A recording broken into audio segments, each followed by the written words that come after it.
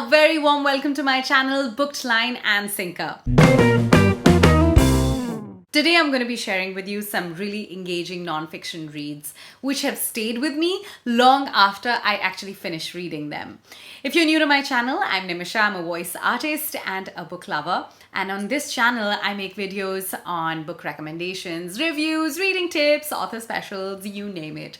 So if that's the kind of content you enjoy, please do give me a thumbs up, subscribe to my channel, and turn on your notifications so that you don't miss any of my upcoming videos. Well, let's get into it. One of my most favorite non-fiction books, and actually amongst the first ones which I read like a long time ago, because I was primarily a fiction reader.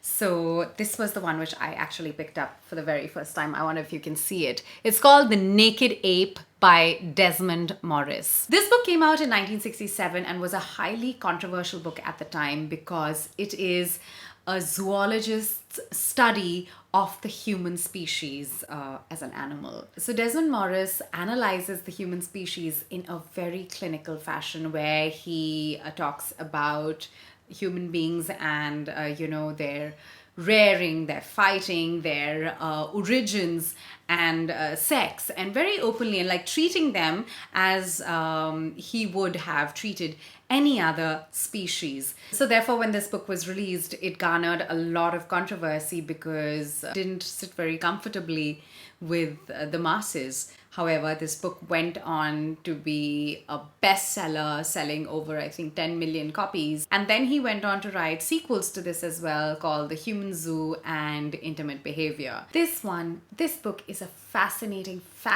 read. I give it a 5 stars. You've got to read it. Another book that is absolutely fascinating is Behind the Beautiful Forevers by Katherine Boo.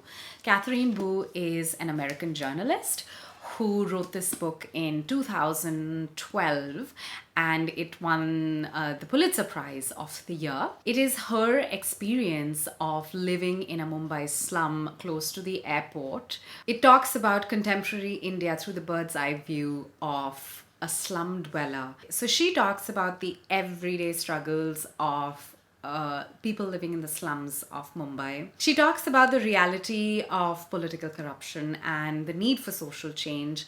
And she does all of this through really heartfelt writing. And this non-fiction book reads completely like a fiction novel. You feel each and every character that she has created, and it reads like a story, but you know at the end of the day that everything that she's talking about is real. It really touches a chord. Her writing is very informative, but at the same time, it kind of instigates you and makes you think. This is an amazing book on India, contemporary India and Mumbai, and you've got to read it. I'd give it a 5 star. If the Oceans Were Ink by Carla Power.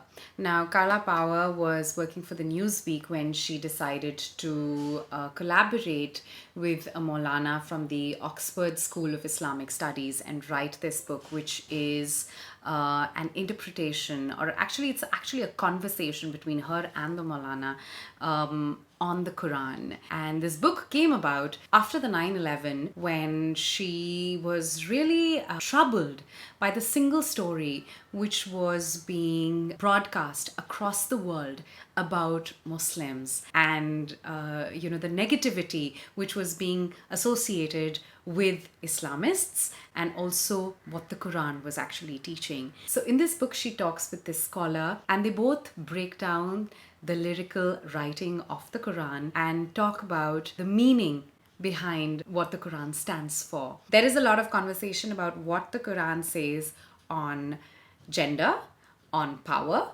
and the standing of religion in a Muslim's life. This is a very pertinent read, I would say, because we are all colored in our worldview in one way or the other. Religion has become such a talking point where it's so important to read different and opposing worldviews right now on the subject. So I'm going to give this book 5 stars. It was also a Pulitzer Prize finalist. It's a must read for everybody. Another really interesting book is Ruchir Sharma's Democracy on the Road. Now, Ruchir Sharma is a global investor. He writes for the New York Times, and he's also written 2 books previously on India, Indian politics, which were bestsellers. So if you want to really understand the Indian people, this book is absolutely a must read. So Ruchir Sharma traveled the length and breadth of the country during the Indian elections along with a few journalists, starting from 1998 up until 2014, which was Modi's first win. And this book talks about their experience with the Indian masses and perceptions of politics in the minds of people. And there are so many subjects. It touches upon family, caste, economics, development, corruption. But the best part about this book is that you'd feel that you're actually traveling with him. And one comes out thinking that you've understood the Indian voter and the public thinking a little better after reading this book. It's very engaging and it's very well written. I'm going to give this book a 5 stars. It's recent. Read it. It's fantastic.